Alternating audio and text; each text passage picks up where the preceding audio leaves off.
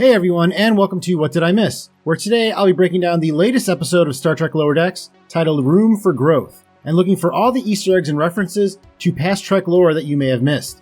This week saw most of our Lower Decks crew face off against their dreaded rivals, the Delta Shift Lower Decks crew, in a race against each other, while Rutherford was forced to join the rest of the engineering team on a relaxing vacation. The episode also showed the audience that Boimler's choice to be a bolder version of himself was not just a one-week occurrence, and will continue to take his character to different places going forward. There are also quite a few references to episodes and characters from the history of Star Trek, and I'll go over all of that and more here. But first, I want to thank you for clicking on this video, and ask that if you do enjoy it, please remember to hit the like and subscribe buttons to help my video reach more people. The episode begins with the Lower Decks crew complaining about how cramped their quarters have become. Suddenly, Captain Freeman levitates by and seems to be possessed by a mask that she is wearing. This situation is referencing the Next Generation episode titled Masks, in which the Enterprise D come upon what they believe is a comet, but in fact is an ancient alien archive that begins to transform the ship after they come into contact with it. Commander Data is possessed by many different personalities from the alien culture, and Picard is forced to stop him from destroying the ship by posing as a member of the alien race.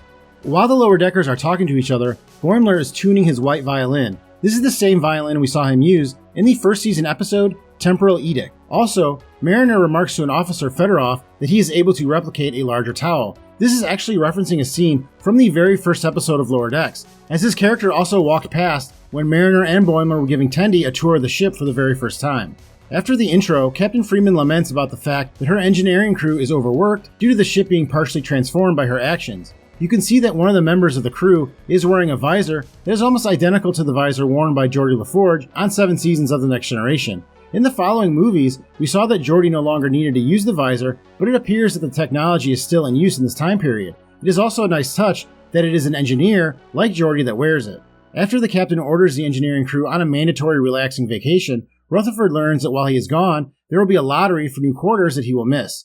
Tendi learns that another group of Lower Deckers, known as Delta Shift, are also angling for these rooms. The concept of Delta Shift was first mentioned in the Next Generation episode Chain of Command by Captain Jellicoe, as it was his intention to increase the number of shifts on the Enterprise D and references Delta Shift specifically. The first time Delta Shift was referenced on Lower Decks was in the episode Temporal Edict, and the first time they were seen on screen was a few episodes later in the episode Terminal Provocations. One of the Delta Shift Lower Decks crew is named Asif, and he also first appeared in the episode Terminal Provocations. He is voiced by comedian Asif Ali, who has also appeared recently in the series WandaVision and The Mandalorian with Eugene Cordero, who voices Ensign Sam Rutherford on Lower Decks. When the USS Cerritos arrive at the Dove, which is a ship designed to be like a spa, there are also other vessels in the area, one of which looks to be a Federation Daedalus class vessel, and another is an Andorian battlecruiser. On the Dove, they are greeted by Taz, the owner of the spa, who is an Adosian. The Adosians were first introduced in the original animated series, as one of the main characters, Arex, was a member of the species. The Adosians have 3 arms and 3 legs, and one has appeared on Lower Decks before in the episode Much Ado About Boimler. Coincidentally, the Adosian in that episode was also in charge of a ship, in that case a ship designed for officers that required special medical care. Behind Taz there is a Bajoran and a human staff member, as well as a large stone-looking alien. I believe this character may be a reference to the android character Rook from the original series episode titled What Little Girls Are Made Of.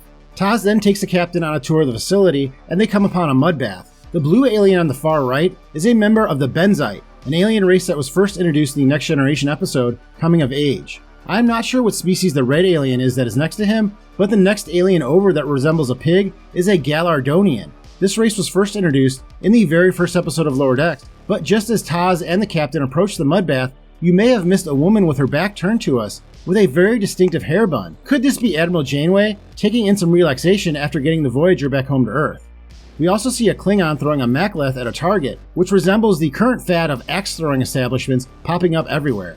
On the ship, Boimler, Mariner, and Tendi are trying to find a way to beat the Delta Shift, and in order to sneak through the ship, they start at a holodeck, which is currently in use by Dr. T'Ana. After they enter, Boimler has to explain to the others that they are in a bank, because in Star Trek there is no money.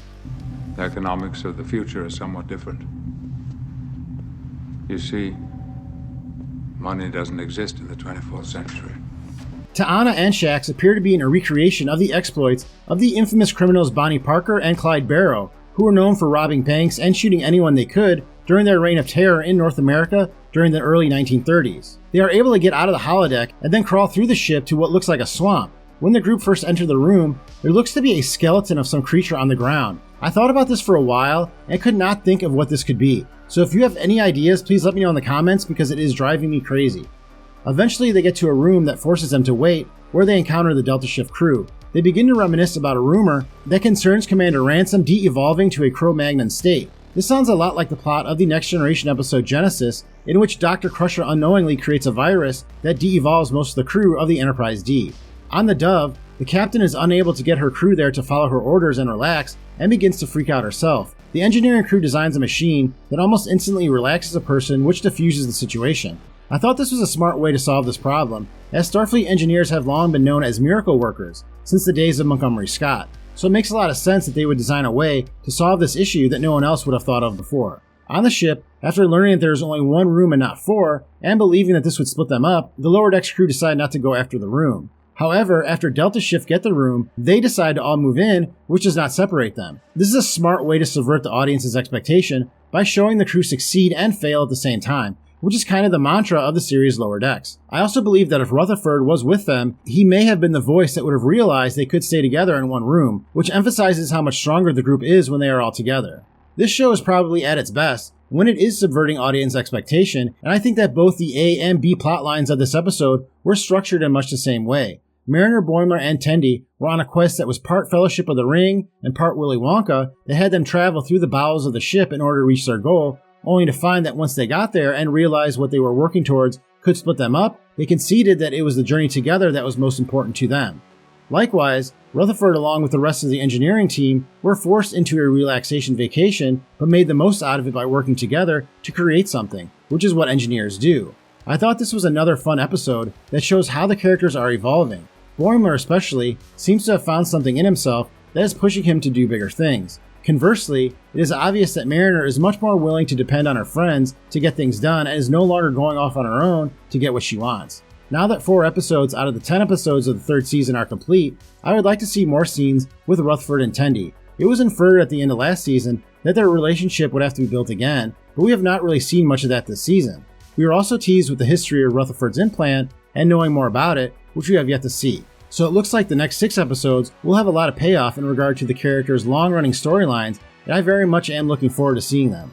Well, that is all I have this week, but let me know in the comments if I missed anything. Thank you very much for watching this video. Please hit that like button if you have enjoyed it, and I will see you next time on What Did I Miss?